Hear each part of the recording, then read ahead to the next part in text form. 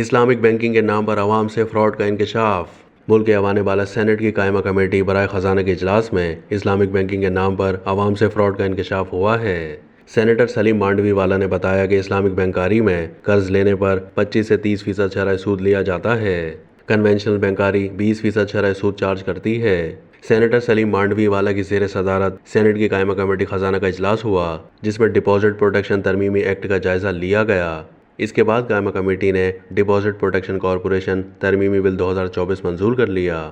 منظور کردہ بل کے تحت بینکوں میں اکاؤنٹ ہولڈرز کی فی اکاؤنٹ 5 لاکھ روپے تک کی رقم کو قانونی تحفظ حاصل ہوگا، اور ڈکیتی، غبن، فراڈ یا کسی بھی ہنگامی صورتحال میں بینک صارفین کو 5 لاکھ روپے ادا کرنے کے پابند ہوں گے۔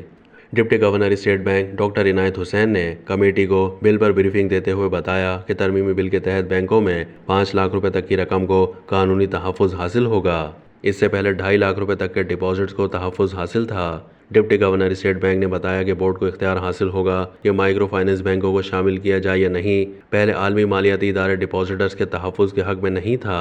عالمی مالیاتی فنڈ یعنی IMF نے اب ہمیں کہا ہے کہ ڈپازٹرز کو تحفظ دیا جائے۔ دوسری جانب اسٹیٹ بینک نے غیر ملکی کمپنیوں کے منافع باہر منتقل کرنے کے اعداد و شمار جاری کر دیے ہیں۔ اسٹیٹ بینک آف پاکستان کی جانب سے جاری کردہ اعداد و شمار کے مطابق غیر ملکی کمپنیوں نے جولائی میں $14 کروڑ کا منافع پاکستان سے اپنے ممالک کو واپس بھیجا ہے۔